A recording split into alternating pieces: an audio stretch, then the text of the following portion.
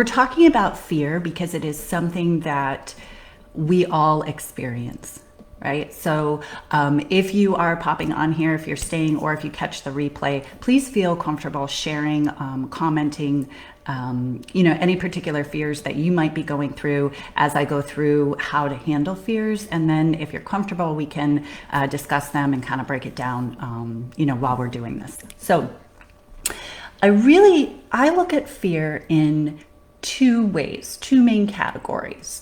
And that is specific and acute fear, and then also vague and compounding fear.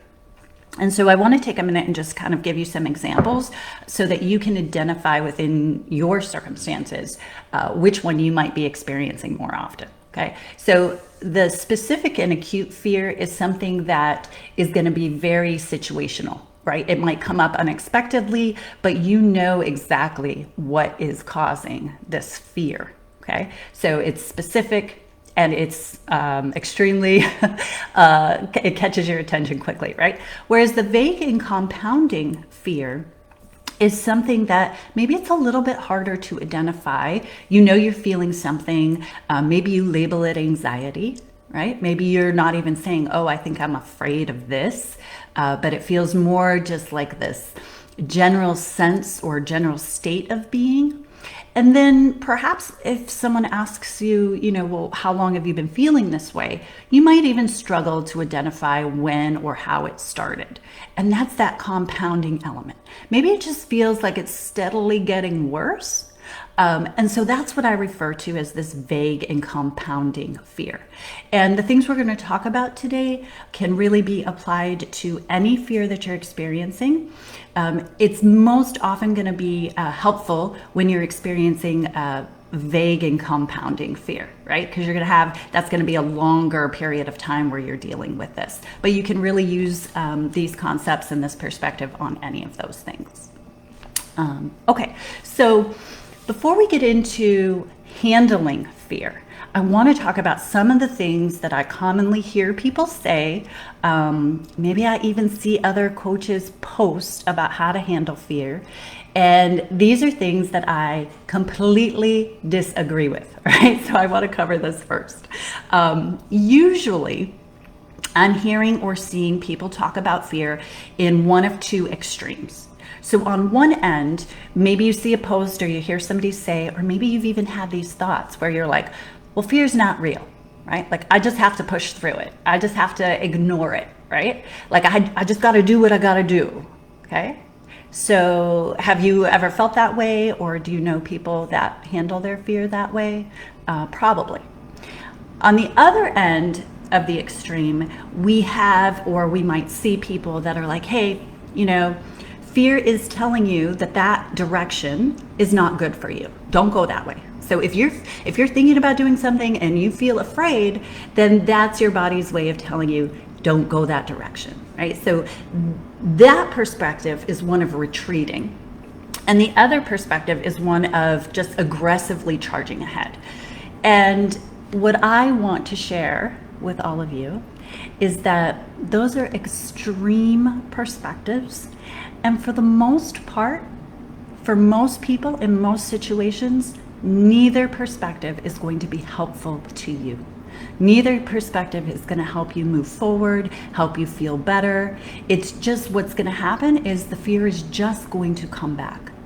So on the one extreme end of ignoring fear, what's going to happen is that you might push through for a period of time, and that fear is just going to come back. It's just going to come back, and most likely it's going to be even more severe than it was before because you ignored it. Okay? Now, on the other end, if you're like, hey, this fear is telling me that I don't need to do this thing, or this is the wrong direction for me, then what's going to happen is the desire inside of you that wanted to have that goal or move in that direction in the first place is going to come back, and it's simply going to re-trigger that fear again. So on either extreme end of those perspectives, you're not going to end up in a better position than where you are. Okay, so be mindful of those thoughts. be mindful of those posts and definitely be mindful of those coaches, okay? So now let's talk about why fear exists and what you can actually do to move through your fear in very specific ways. So I'm going to suggest to you that fear is a good thing, okay? Fear is here to actually serve a purpose, and its intention is to help you, okay?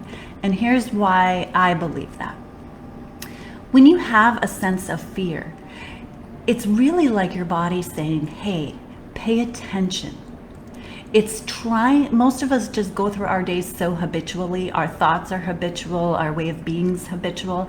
And fear is kind of like our body's way of saying, hey, could you pay closer attention for a minute? You know, I like to think of when we're driving, right? And you sense a driver does something crazy, like maybe sporadically coming at you, and your body has this heightened reaction or sense of awareness. You know, there's an element of fear there that's saying, hey, you know, pay attention, right? That's really, in any circumstance, what fear is trying to get you to do. So again, if you ignore it or you retreat, that's why it just comes back, because it's like, hey, you know, you're not listening, right? So what we want to do instead is 3 things, right? In this order, very, very specific. 1, you need to give yourself time and space to clearly identify and acknowledge the fear. Now, if your fear is vague and compounding, then this particular step is going to take probably a little bit longer. It might even take you, you know, a couple sessions where you're giving yourself time and space to identify, to kind of unravel what are the things that you're afraid of, right? So you have to turn and look at it. That's what we're really wanting to do. And to be honest, that's where most people never move through this. They wind up in this like procrastination loop in dealing with their fear because they're afraid to turn and look at it. But that's the very first thing you have to do, is you have to be able to acknowledge it and identify it specifically, right? Which then allows you to do step number 2, which is write it down, right? Write it down. Get out the piece of paper, get out the pen, and actually just write down what you're afraid of. I am afraid of this, and be very specific. So for example, you know, I talk a lot, I work with people that are looking to, you know, change their lives, change their careers, their relationships, move, they have goals, right? So if we're talking about fear, on number 2, you're going to be very specific. I'm afraid, I feel afraid if I change my job, I won't be any happier. Or if I start a business, I won't be able to support my family, right? So you want to get very specific about that, and you want to write it down. Writing things down allows us to get it out of our head where it's kind of intertwined with everything else that's up there. And that allows us to look at it specifically for what it is. Okay. So when you're able to do that, then you can do the 3rd thing, which is what I call creating the net. And here's what I mean by that. A lot of times, what people are looking for is a safety net. Right? You want to make changes in your life. You want to accomplish new goals, right? You want to grow, you want to expand, and you're afraid because you're afraid you're going to fall. You're afraid you're going to make mistakes.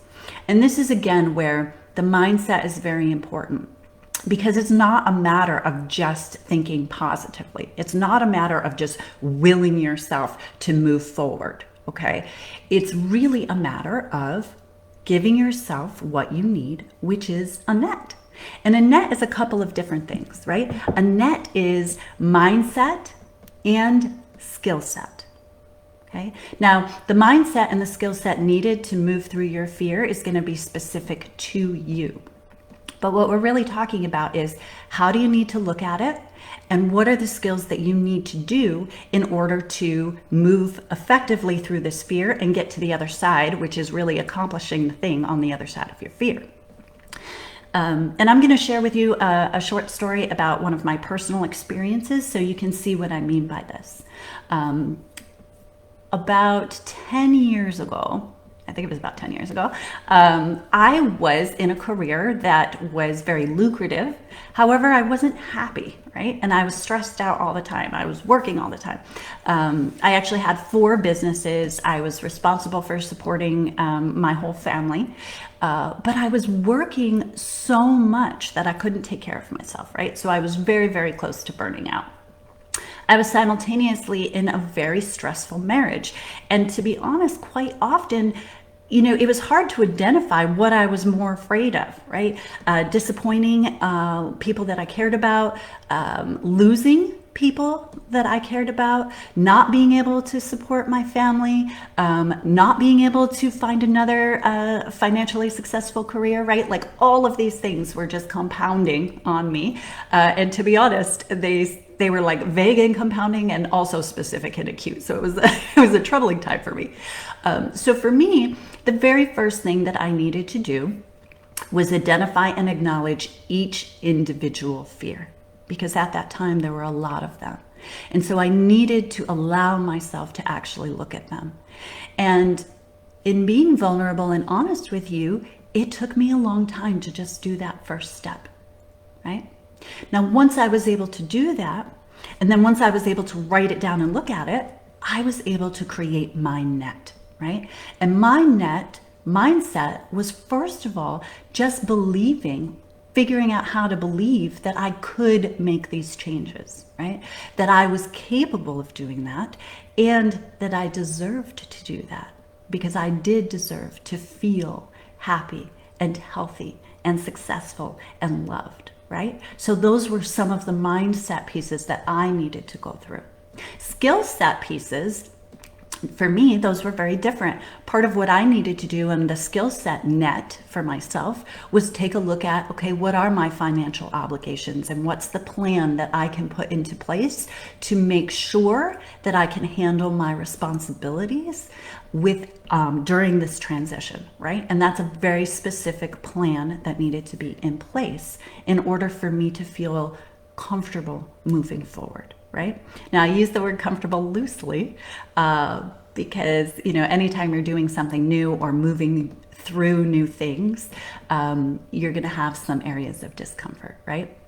But it's, again, an example of some pieces that are mindset and some pieces that are skill set. And it's going to be the same for you. Whatever fear it is that you're experiencing, acknowledge it. Okay? Really take a look at it. Allow yourself to feel and acknowledge what that fear is. 2, write it down, right? Very specific. And then 3, create that net, okay? Now, each step of the way, these may be things that you're able to do on your own, depending on where you're at and what your fear is and how much time you have. You may also need support and an outside perspective. And that can come from, anyone in your life that maybe is capable of being honest with you. It can also come from someone like myself who, specifically now helps people move through all of the steps that I myself have moved through in order to create a life that works for me. So I'm sharing that with you because I'm going to include a link underneath this video in the comments where you can schedule a free call with me. We can actually talk about what your fears are, what your goals are, and how you can do those 3 things, specifically that last one of creating a net, okay? Now, Onward Endeavors and myself specifically, we are experts at helping people get clarity. Okay, so this morning we're talking about fear. So it's like clarity of what your fear is, but also clarity of where you're going. Where do you want to go, right? What is this fear preventing you from having in your life? And what is the plan, the net, the mindset, the skill set, the support system that you need to have in place in order to effectively and strategically move through that fear and develop the mindset and skill set that you need in order to get to the other side, right? That's what we do. So when we're on the phone together, we will walk through these steps. We're going to get you clarity on all of that. And then what we'll do is we'll determine, hey, can you go off now and do those things? Or would you like some assistance in executing this safety net for yourself? So, with that, kind of wraps up our conversation on fear. If you catch this on the replay, or even if you're live now and you want to share something in the comments, I will do my best to get back to you in a timely manner, either in the group setting or even in a private message. That's what I'm here for, and I encourage everyone to feel comfortable participating. You could certainly find a coach that is more financially successful than myself. There's actually quite a few of them out there. But I'm going to tell you what's unique about working with me is 3 things. 1, everything that I talk about are things that I've done, right? I'm good at them because I have experience doing them. 2, I live very congruently. So you're going to see as you get to know me that I walk the walk, right? Anything that I'm sharing with you are things that I'm doing on a daily basis, very much in alignment with what I talk about. And 3, I'm going to show up for you genuinely and consistently. So when you say, hey, here's where I'm at, I'm going to meet you right there every step of the way. Whether that be simply in lives, in the group, in conversations, whether that be on a free phone call with you, or whether that be us working together, you're going to be consistently surprised at how often and genuinely I show up for you.